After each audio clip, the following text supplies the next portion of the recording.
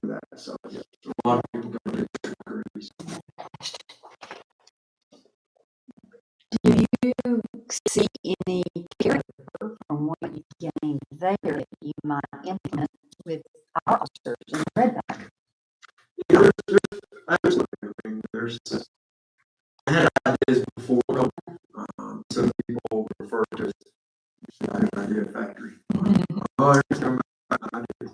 I have things in mind. Some of them you but also you evaluate parts. So it's interesting. Thank you. And looks at how these things that are, we're doing good in area, we're still planning for. So some of that. All right. Thank you, Chief. Are we agreeing? Okay. One back. And one at home. All right.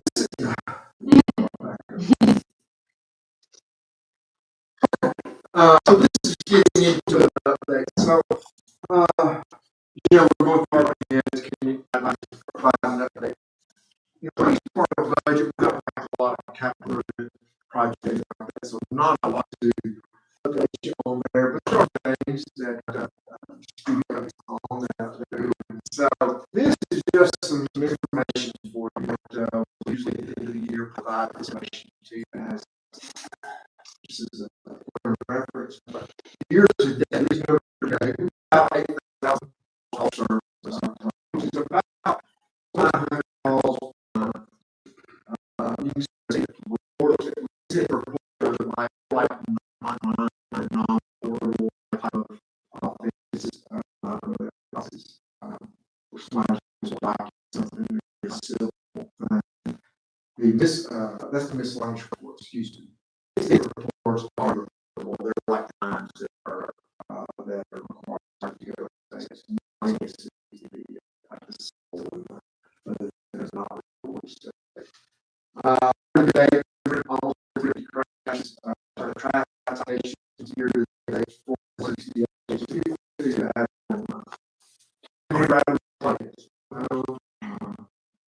Most officers, most of my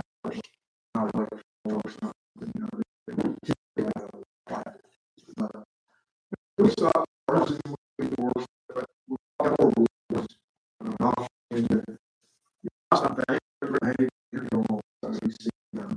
Field interviews, so those are just there's not it doesn't fall into zip report or miscellaneous report. Interviews are somebody is up to maybe we have a call someone this committee or somebody makes their committee. So an officer out there may contact them and you're not finding anything at the time, it's still suspicious kind of while they're here. So they document that. So kind of get their information. And it's not those situations where somebody's just not doing anything, just walking outside because where somebody called or they have some suspicious behavior. And that's what it is. You just kind of document it. About 875 arrests per year. That's about 97 arrests per month on average. And that's year that was that's to the end of September. This is not about October 1st of November. Personnel, so this year, before the budget year, but this calendar year, the calendar year goes along with budget. So we feel we created a patrol position a year ago, so we feel that this year.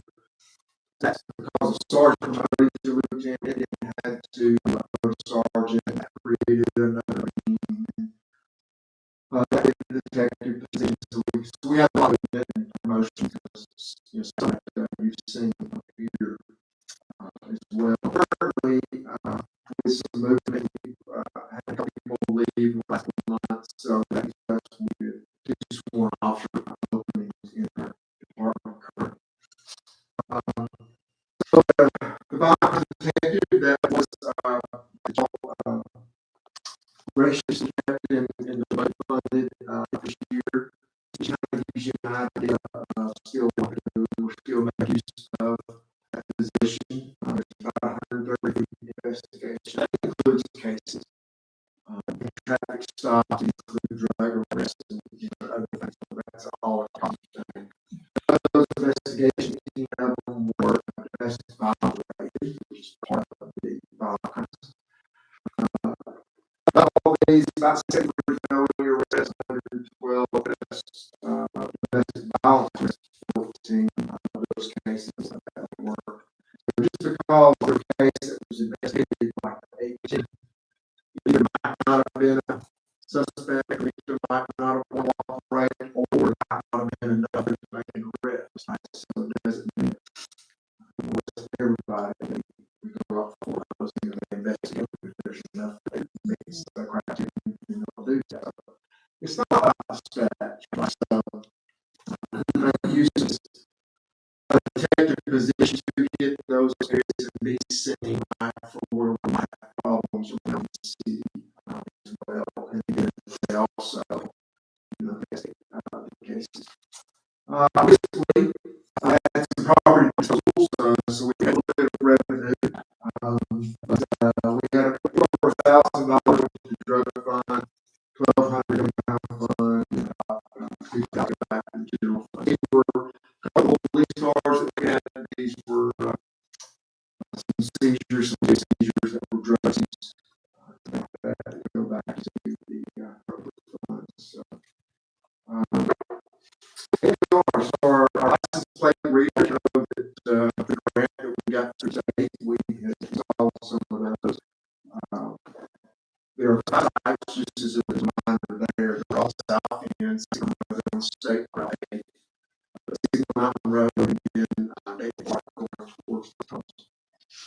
But off and on, not every operation. 3 off and on operation. I think the dog had one all the time. This is only since March or April. So what we do is kind of an idea of some of the cases that we were able to solve just with the cameras that were working. We did a couple of hit and run crashes. We solved those cases. It's lying here in Redneck. They check cameras for car matching and restriction or tag number. They were able to solve those cases. We also were able to get out to stolen vehicles and the edge of those vehicles and recover. Also, I know for an auto theft investigation. And then there's other uses where you see crime, there's been some sealed up, they might search, see what they see go through. Yeah, just kind of minor on this. That doesn't get information about individuals. It's just a car and the license number.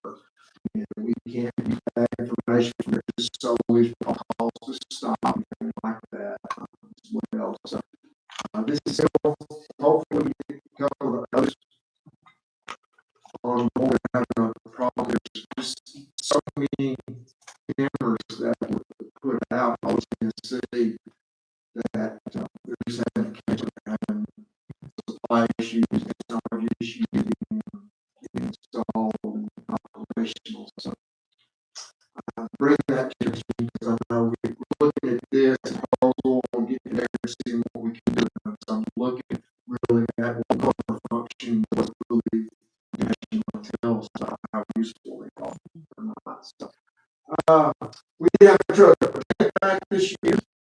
234 pounds of prescription drugs. And it's just the 2 events. That's our 2 backs that we coordinated. They created a coalition here in the DA. This does not include our drug drop off that's available 24/7 that we never lost. That's a lot of drugs. One of the things that you do, I don't always try to improve service provided to the department. This is just some of the special training that I attended this year. Of course, first supervisor leadership, so not leaders, but officers in my field, officers in charge, we do that. Middle wellness is on there, to instruct public manager skills, additional training for CEOs, country courses for radar operations. There's a lot on there. The last bullet is that's based on continuing education, our criminal justice leaders, state, either way. That's maintains the corrections, so like a correction manager goes to training, stay up to date. When the chiefs meeting, that's a lot to that one little bullet. I don't want to say everything, but it's kind of give you an idea. One thing I want to give you talk a little bit about before Director Tex go, but I'm on him part there, but you had that commission of reading parties for secretary, right? Taking enhancing the accountability for making us cycling around. Part of that is, and he has a note for that, right? And we've talked about it, but we also have transportation safety that so we discussed traffic compliance, other designs, things we spent on different ideas. One of the things we're looking at, and you know, is the traffic plan things we'll be looking at the action areas in more Road. Director taking the presentation from those studies. So what we're going to do is we're going through those studies now, and we're kind of outlining our plan, what we're going to do, and then we're going to set that before you very soon at some point. So just kind of taking that up, kind of keep focus on that. That's really for the police department today, but I'll flow real quickly to the IT and roll out. You said I could. So these are recently completed projects this year. I took out the slide that was done in the last year. This is what was done this year. We just continued to the server migration and then the same unification. So putting this all under that's a lot of jargon, but it is simplified structure for our technology computers and so that was a project we did. Part of that was to replace the server for our software. Part of all that had to have our files all restricted our system as well. Started security. First, a bunch of computers that are not Windows 11 compatible. We just put those out. We did a Windows 11 update. Computers. We're just finishing up with that. We're troubleshooting a few problems that have shown up a couple of weeks on that. But we're going to troubleshoot those. So anyway, we've done a lot this year. In progress, still we're digitizing corporate records. That's still going.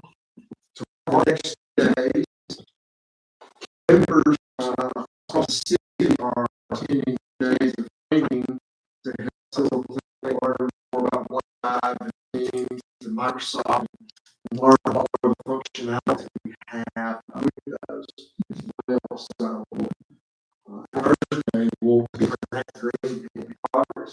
There's hardware that we're getting finished replacing as well. That's aged out. So we're still money center trying to improve some better screening and address the issues we're out here. So we're real close to a decision on that. And another thing for wireless access works. A few projects we got still. I had this for the police department. In progress, really never got kicked off. So I'm still there, but it's really in the future.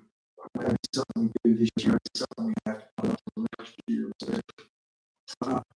Pursuit of factor authentication. So we're trying to get some domain unification of these computers. We're going to take this last step to help improve our security on our computers as well. And ongoing things are just exploring software, things we can do better, which helps us move into our digital transformation and utilizing and making things easier and smoother. Some stuff we've talked about is even installing the keys small for that we don't have in it or not. Moving away, so this thing got the been there for sure. And there's other things that will pop up. So that's it. Any questions? All right. I got to let somebody 10 minutes. So. Thank you, Chief. Appreciate your time. Item number 2 on our consent agenda, appoint Barbara Autry to the Festival Advisory Board, Resolution 25-1853. Mr. B. Thank you. Good evening, Commissioners. I am pleased to recommend Dr. Barbara Autry for appointment to the Maine Festival Advisory Board. Dr. Barbara, a native of Red Bank, has become active in our community tribute to crime and expertise. She brings us experience on boards and community organizations of Chattanooga and Georgia, including over 8 acres on the Private History Council in Northwest Georgia, as well as involvement with the Lions Club, National Women's Organization, and Health Club International. Barbara also owned her own business and worked in many professional roles, giving her a diverse background that would be an asset to this board. She holds a PhD, is energetic, and is committed to giving back to her community. We believe she will serve the full advisory board of education and enthusiasm, and we respectfully recommend her appointments. Excellent. Thank you, Terry. I would like to invite Dr. Barbara.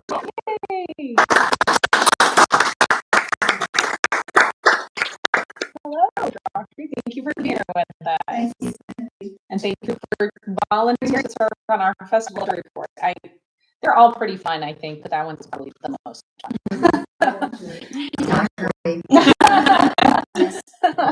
Yeah, so we're going to throw you right into the flames. We're getting ready for our December 18th Christmas parade festival from 3 p.m. to 8 p.m. The parade starting at 6 p.m. It's a lot of yeah, we'll get you up and running for that and complete kind of your learning, and then we'll get you jumped into Julie in May.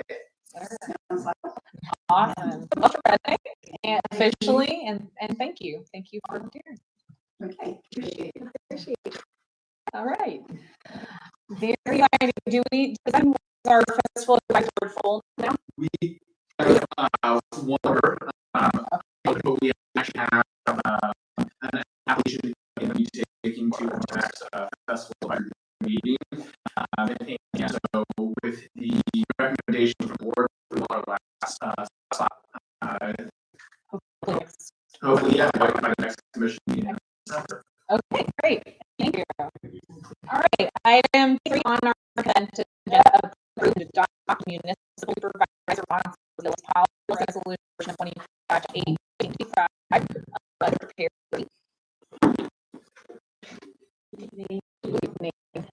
So we realize all of our sponsors kind of process training.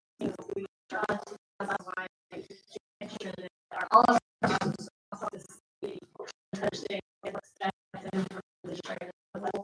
So that's we have started this and that's training. All right. Any questions for Dr. Sabrina? Okay. Moving on to item 4 on the consent agenda, award the Scotty Ridge construction contract to begin trail construction in an amount to exceed $130,000. RFP 25-0901, resolution number 25-886. Ms. Rigby.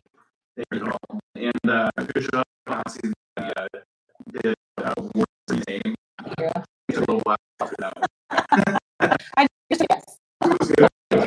Tonight we are very excited to award resolution to award interim contract to Harmony Trails for the construction of the Scotty Ridge Trail System at 3620 Tyler's Drive.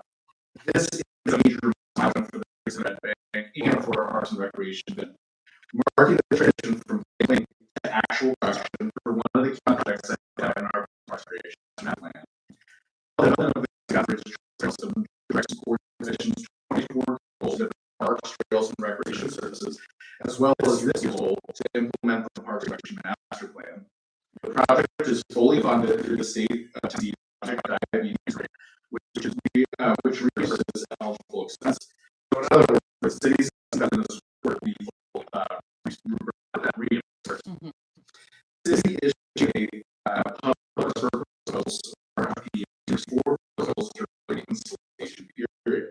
3 of those were complete of RFP requests. Proposals were reviewed and evaluated by city staff and Recreation Advisory Board. And I want to say I think the PRAB for their thoughtful in this process.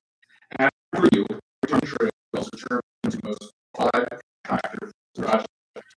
Target is a member of the Professional Builders Association, proven track record, high quality labor in sustainable design and construction. The proposal discloses the vision, intent, outline, and master plan. You're working through the track review process with their steering, and once that finalized, will announce groundbreaking and anticipated in the United States. This project represents a step forward in expanding the trail network and connectivity and providing opportunities for activation. Second moment for community, we're thrilled to move forward from vision reality on the project. Do we have an idea of exact like reimbursement timeline? It is monthly reimbursement. Okay. So I have quite a rate process that Department of Health is a tendency. So it's monthly invoicing that we submit reimbursement, and we also have the word report as well.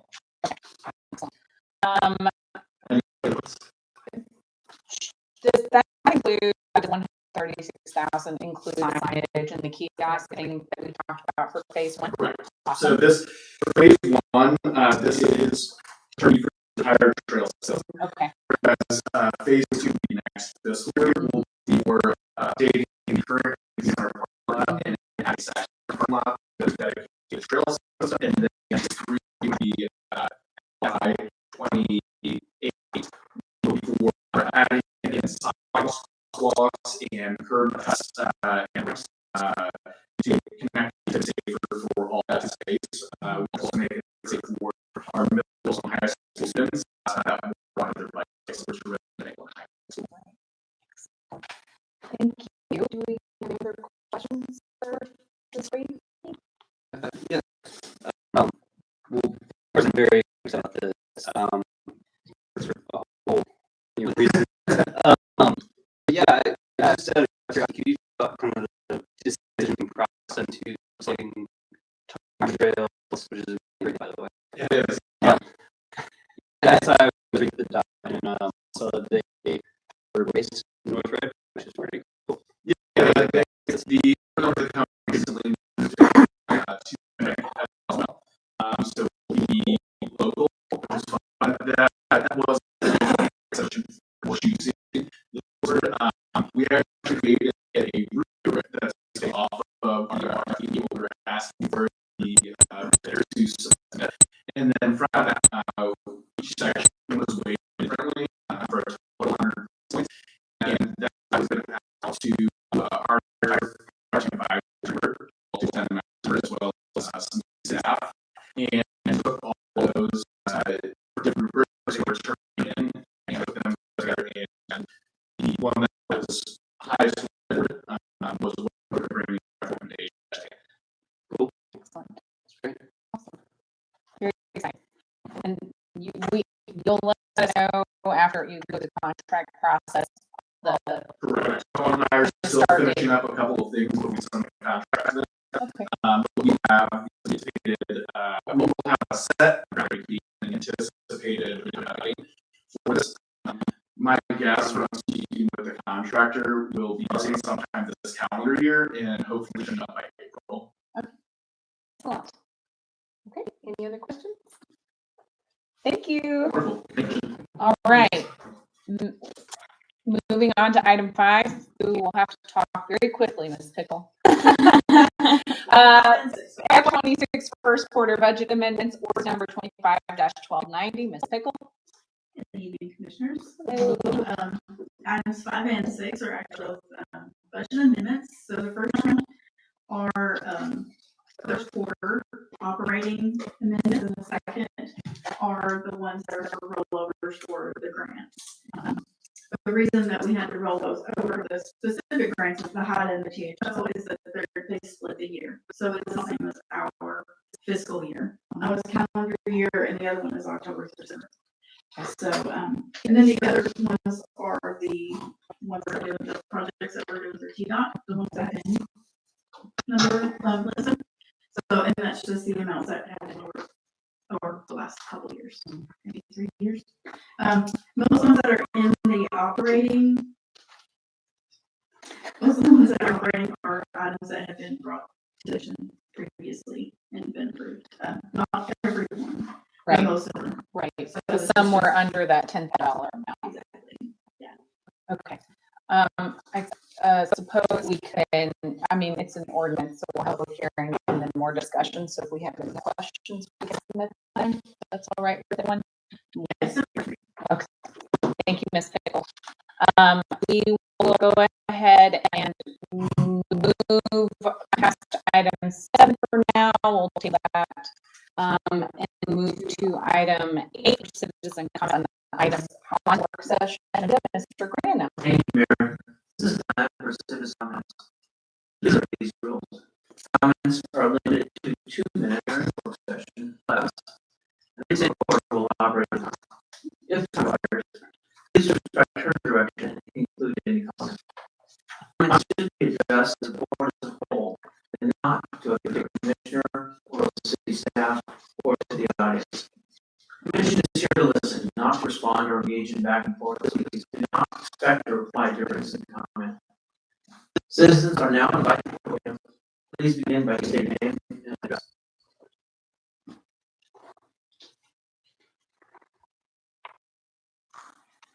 All right. If there are no comments on the session agenda, is everyone okay returning to public hearings? And we can go ahead and done those. Yes. Okay. All right. Moving back to item 7, public hearings. First public hearing, amend Red Bank Municipal Code, Title 14, Chapter 6, flood damage prevention for the purpose of regulating development within the limits of the City of Red Bank Ordinance number 25-1289. Director Slay. The National Insurance Program is administered by FEMA, the Federal Management Agency. This is a federal grant, and it participating communities reduce impact of flooding, floodplain management regulations, the ability for flood insurance. That's key. Through their own risk mapping efforts, FEMA does conduct various studies throughout the year. Jurisdictions are chosen on schedule. We usually don't get notification until it's already in motion. We did get early notification from FEMA in May this year that those studies were being conducted and would result in this updated flags. When they come in a community, I can't say whole. So any municipality that is in the county gets a done at the same time. So it's not individualized, it's as a whole. Think about it, when floods come through, they don't register your boundaries, right? Or somewhere in the inside. Our continued participation in the National Insurance Program is critical because it enables residents and businesses alike to purchase federally backed insurance, which helps to reduce financial burden of flood recovery, encourages responsible development practices, and minimizes future flood risks. Understand flood management regulations are different than stormwater management. They are separate. They will flow during storms, obviously, they're treated completely separate. So I don't want to misunderstand that this is part of our stormwater management program. It is separate. Maintaining the good standard of the National Insurance Program it does demonstrate public safety, resilient infrastructure, and sustainable land practices. Again, without our participation, access to affordable for parents may be limited. More detail on these maps will come out after the study is done. Notification we received from FEMA was that there was no significant changes. That's about as clean of a bill as you get after the study. So basically, let's up that there should not be these houses in the community. If you are on a flood hazard list, you probably know that, and that's not changed. The only time that does change is if you propose development or change something of your property where it currently stands. So these updated regulations, it's critical to update those maps before we date effective the 28th of each year. So it's a long process to get here to where we are.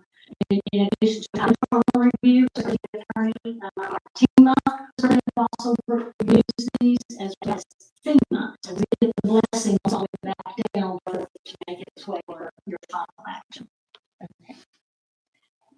It is a lot of information. So are there any like regulations we think that we have the opportunity to look at implementing that would help further reduce flood insurance costs for residents and business owners, or just participating reduces those costs as low as? So participation, I mean, first and foremost, it provides the opportunities for business and property owners access to affordable flooding. Right. Regulations also spell out if you make a change to property in a flood hazard, it gives the guiding principles for that. Okay. Doesn't mean you can't do it. It means that there's some layers in place you have to implement. When people misunderstand those regulations as, so you're saying my property won't flood. That's not what we're saying. Right. Through flood management practices, the goal is to reduce when it's picked up in a way during this. So that causes the significant damage downstream. The debris is picked up along the way. So there are a lot of things private property can do to mitigate their own cost of insurance. But again, it's so unique. I recommend they get in touch with their own extensions. There is information on the federal side, which is flood.gov. That is the official place to digital these maps. By law, also provide physical copies. Has access to it and can see it. So we always maintain physical copies as well. Our visual helps manage and oversee these parameters. It's no different than the building permit is for a new construction. We have a couple of challenges that we go through to see where the property is located and is there additional regulations that come in the form of overlay, which in this case regulations are only to your Okay. Thank you. Any questions for Director on that? Okay. Now we'll move on to the second reading of ordinance number 5-12A to amend the Red Bank Inn and Fowl ordinance permit up to 8 church hens on any other qualifying resident property in the Red Bank, Tennessee. Director Slay. This is second reading, do a first reading last meeting. Unfortunately, I just didn't do public hearing guys in time. But it does fall into the parameter of regulations, so we do like to have those public hearings and give plenty of time to go through. So tonight, we have a second final reading. Those that are interested of anything, they're welcome and not requirements or anything. Wonderful. Any questions for Director Slay at this time? Okay. Thank you very much. And move back to the final item of business. Any other business to discuss? Do we have anything? I did have one question, and I think it's Director Slay on fiscal presentation on the expenditures from the general fund. The certified plan view of 2001 Dayton Boulevard. Say what? Complexity of that, we did third-party out. Okay. It was budgeted like 2 years ago, and it's had to be carried or rolled over. I raised it. I thought, where is one? I could see it was odd. So, Here is something then, our great planning. Yes, that is for the state.